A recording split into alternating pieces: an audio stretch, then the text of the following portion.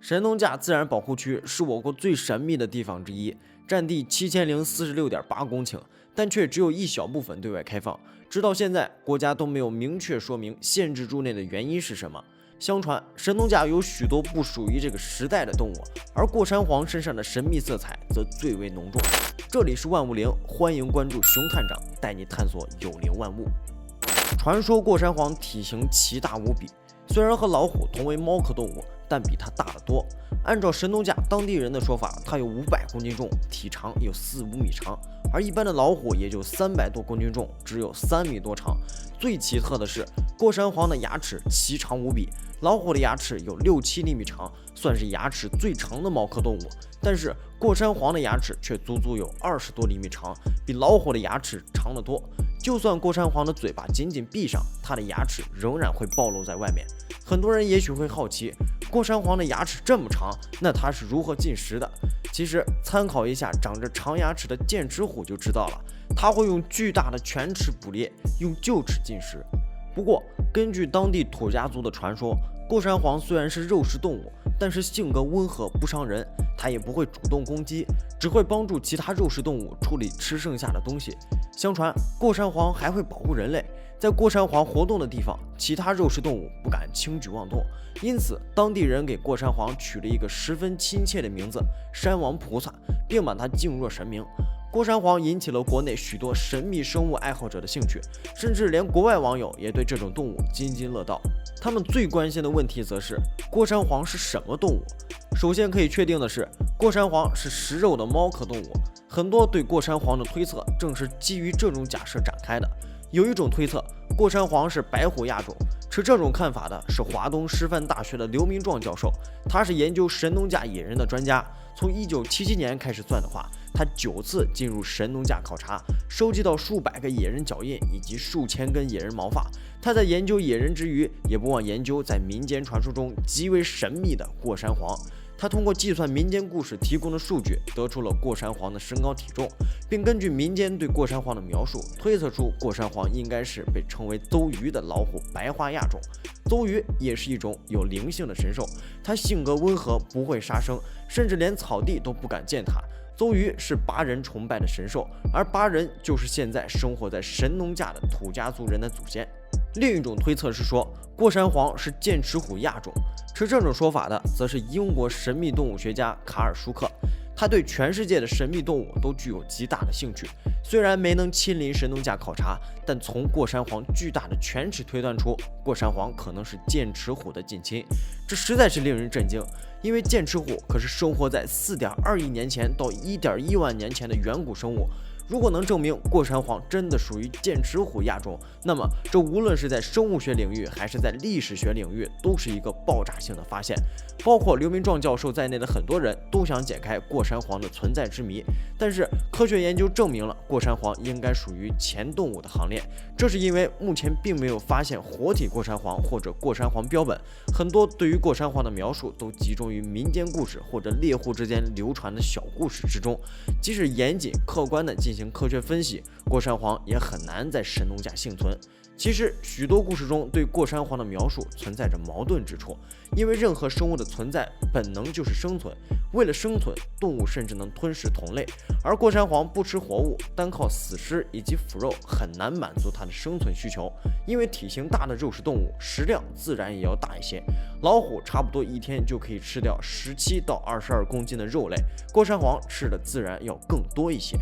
过山皇只会吃腐肉，自然也会和食腐动物发生冲突。根据过山皇不攻击活物的习性，它只能选择退让，因此几乎无肉可吃的过山皇很容易被活活饿死。过山皇不会主动攻击其他动物，它那对巨大的犬齿相当于摆设。用拉马克用进废退的原则分析，过山皇长时间不用的巨大犬齿则会发生退化，变成其他猫科动物那样的小牙齿。然而经过数千年的演化，过山皇的牙齿仍然没有变小，这十分不符合常理。直到现在都没有人可以对现存的或者曾经存在过的过山皇种群给出一个准确的数量，因此熊探长只能假设神农架境内只有100头过山皇的小族群，小族群里的过山皇存在亲缘关系，它们只能在种群内部繁殖，而近亲繁殖则会会导致后代出现遗传病以及残疾的概率增大，最终过山黄种群的平均寿命也会大大降低，也许只需要数百年，过山黄的数量就会大大减少，甚至直接灭绝。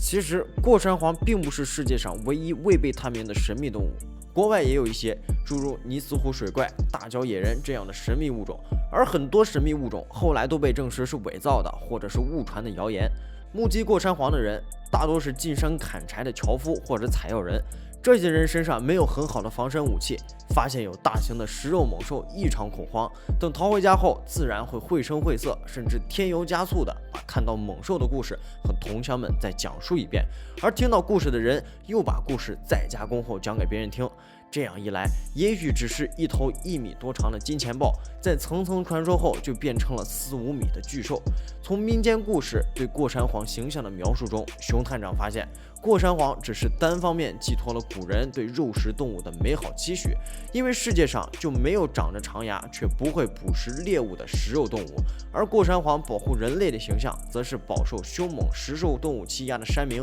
为祈求平安而塑造出来的。除了过山黄外，神农架野人也是一个牵动着无数神秘动物爱好者的物种。传说神农架野人身高超过2米以上，浑身长满棕红色的毛发，性格凶残，抓到人后会发出刺耳的大笑，笑完会直接吃人。和过山黄一样，神农架也是流传有大量野人的传说，但是并没有活体或者野人骨骼化石出现。不过，转机看似在1986年出现了。这一年，国家环保部门来神农架拍摄专题片，碰巧听说了当地村民流传关于猴娃的故事。根据村民的描述，这个猴娃的名字叫曾繁盛，是人类和野人生下的混血种。节目组的工作人员一听来了兴趣，便去寻找猴娃的踪影。好家伙，这个曾繁盛样子真像野人，不仅样子像，连生活习惯以及智力水平也和野人差不多。根据曾繁盛的大哥曾繁龙的描述，曾繁盛生下来的时候，手掌、胸前、屁股后面都长有半寸长的黑毛，长大以后也与正常人不同，身材大，头脑小，头顶有纵向3道隆起的棱。他长相奇异，身体高大，走路猫腰，行动敏捷，一年四季不穿衣服，没有羞耻感，不会讲话，只会啊啊单音节的重复。喜出望外的摄影师以及助手立刻把这只珍贵的猿人拍摄了下来，但受制于当时的技术水平，无法对曾繁盛进行更进一步的检测。关于猴娃的研究，差不多在摄影师归队后就结束了。在1997年，科考队再次奔赴毛孩生活的村子进行考察时，得到了一个不幸的消息：猴娃曾繁盛于1989年患病去世了。不过好在尸骨还留存了下来。在征得家属的同意后，科考队员把猴娃的骨骼带回北京进行研究。研究的结果大跌眼镜，曾繁盛根本不是什么野人的混血种，而是一位可怜的小脑症患者。小脑症是一种遗传性疾病，多发于近亲繁殖的家庭。患上这种疾病的儿童大脑严重萎缩，并因此出现智力低下的情况。以猴娃曾繁盛为例，他头骨的脑容量只有671.97平方厘米，然而成人的脑容量在1400到1450立方厘米之间，猴娃的脑容量连成人的1半都不到，自然智商就没有一个成人高。曾繁盛之所以被误认为是野人的混血种，还是因为他出生在野人传说高发的神农架。如果他出生在其他地方，那么他极有可能得到治疗头部畸形的机会，也不至于在32岁的时候就因病去世了。曾繁盛的身世之谜揭开了，意味着并没有证据表明神农架真有野人。要想彻底解开这个谜团，还有很长的路要走。世界上到底有没有像过山黄这样神奇的动物不好说，但是伴随着人类对自然认识的不断深入，大部分曾经困扰人类的问题、悬而未决的问题，自然会迎刃而解。非常感谢您看完本期万物灵，如果您喜欢熊探长的视频，欢迎点赞、收藏、评论加关注，您的关注将是熊探长探秘的最大动力。